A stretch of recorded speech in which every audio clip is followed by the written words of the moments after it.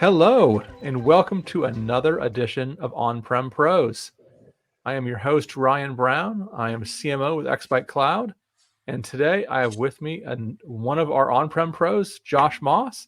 He is solution architect with xByte Technologies. And he is here to tell us about VMware licensing. With all the changes at Broadcom, we are getting asked multiple times every day, hey, what is going on with VMware licensing? So we wanted to kind of pull out some slides and walk everybody through how the packages add on to each other and what you need to get. So Josh, I'll pass it off to you now. Yeah, absolutely. As Ryan mentioned, we get asked multiple times on a daily basis, what's out there? What do I need? So yeah, I just want to kind of go over the various options that we have. Also want to give credit to William Lamb. The links are at the bottom, and we'll include those as well. Yeah, he's a senior staff solution architect with VMware. So a lot of good information that we're going to go through today. So yeah, for starters, the new VMware licensing offerings are broken down into 4 core offerings. There's the VMware vSphere Essentials Plus, vSphere Standard, VMware Foundation, and then VMware Cloud Foundation. So we'll just kind of start at the bottom and work our way up from the least feature set to the more most rich feature set. So starting down here, we've got the VVEP. It mirrors the legacy Essentials Plus kit that some people might have been familiar with in the past. It includes up to 96 core licenses and vCenter Essentials. Gives you up to 3 hosts. As far as features go, it does include your production support, and you do get a few features that you see there at the left, like Site Recovery Manager, VMware Cloud DR, and the ransomware recovery. Other than that, it's pretty limited in what it can do. You can't do vSAN here. It doesn't include any of the ARIA suite.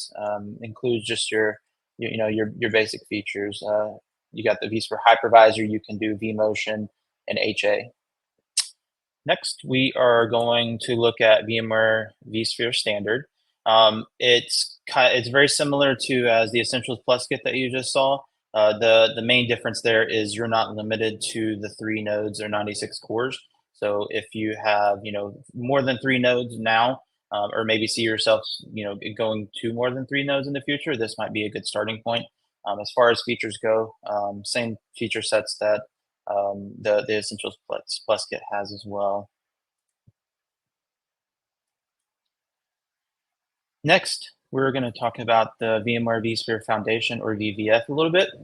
So if you either A, need vSAN, or B, require any sort of vSphere Enterprise Plus features like DRS or distributed switching, the VVF package is going to be your starting point.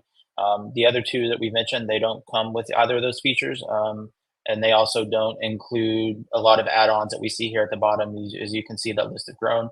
So if you also need Tanzu, you're gonna need to start here, and as well as starting some of the entry points of the networking feature set, like the VMware load balancer and such. I will say right now, the 100 gigabyte per core that is listed, it is marked as a feature that's going to be released in the future. So that is not currently something that they offer. And then another caveat is, let's say you buy 100 cores of VVF, you're going to get 100 cores times 100 gigabytes. If you need more vSAN storage than that, and you have to purchase the per terabyte add-on, the 100 gigabyte per core is no longer factored into the equation. So at that point in time, you would need to get enough of those vSAN, per terabyte add-ons to cover all of the vSAN claim storage. Oh, and as well, this one gives you the ARIA suite, which is formerly the vRealize suite as well. Next, we get to what I usually refer to it as the Cadillac of the offerings, the VMware Cloud Foundation, VCF. You probably recognize the name. It was a legacy product that was offered as well. It's been rebranded, revamped for the new subscription offerings. Not only do you get everything that we've talked about already, the default vSAN storage is 1 terabyte per core, so you're getting a lot more storage out of the gate.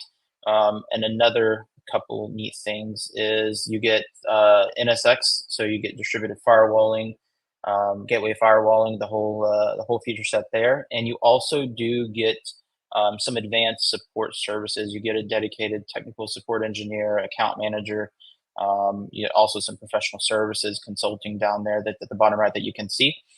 One caveat with that, in order to get the select support services, you do have to be running the entire VCF stack, so with SDDC Manager and all that. Otherwise, you don't necessarily have to use it, but you take advantage of that, you do have to be running the full VCF stack. And then last but not least, we have the VCF stack for cloud service providers. So as a lot of your cloud service providers know, the offerings are coming to an end, and they're going to be migrating to the new subscription-based offerings, also based on core, different commit levels there.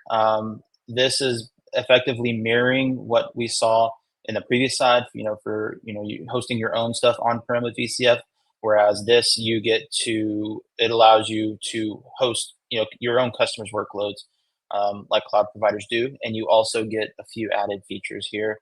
Right there, kind of middle right, you see where it says CSP entitlement, so you get vCloud Director, for multi-tenancy and such. That is not included in the previous VCF package. But yeah, I mean that's pretty much the brunt of it.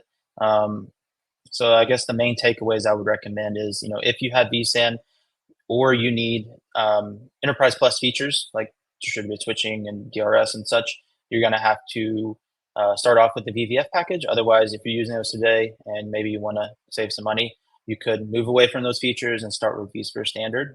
Several different ways you can go about moving from perpetual to the new subscription-based licensing structure. So I know a lot of customers talk about how they try and save that money, and they some of them may even start at the Essentials package. Can you go back to the difference between the slides on, I think it's 2 and 3, or maybe 1 and 2, the Essentials going into Standard? Where is that really just a matter of hosts? Is that why people move to Standard when they want to go above 3 hosts, or what's the driver, the catalyst to go to Standard? Yep, exactly. If you have more than 3 hosts today, you'd have to start there, or maybe if you see yourself starting with 3 and down the year or 2 adding another, it might make sense to just start off with the current one, the current vSphere Standard package. But yeah, that's the main difference between the VVEP and then just vSphere Standard. And then vMotion, things like that, where does that fall into? Is that going to be across the board? You can do vMotion. vMotion is included across the board. What you don't get with this one or vSphere Standard is DRS, which is distributed resource scheduler. It looks at the utilization of your hosts, and then it dynamically moves your virtual machines across cluster nodes. So if you need that, that's where you would need to start looking at the VVF or the vSphere Foundation package. Okay, well that's good. I mean, a lot of times companies don't have a nice path like that where it makes sense. Okay, hey, I'm going to be doing a lot more stuff, so I need better features. They'll kind of try and tuck some things in there that really everyone needs into the higher packages to make you go up to the higher packages. So it's nice that some of those standard features you'll see across the board. Yep, indeed. And I will say you can get any of the packages that we discussed, excluding the cloud service provider. You can get them in 1, 3, and 5 year terms. You do have commit levels with the cloud service provider across many years as well, but yeah, just a little bit different, consumer there. Yes. All right, Josh, great information right there. I know we had asked multiple times a day to explain this, so it's good to kind of put this out there. If anyone has any questions, of course, check out xbyte.com. You can use the contact form and request a talk with Josh or any of our solution architects who can walk you through all the VMware information and the licensing and kind of help you with your solution. So Josh, thank you much for joining us.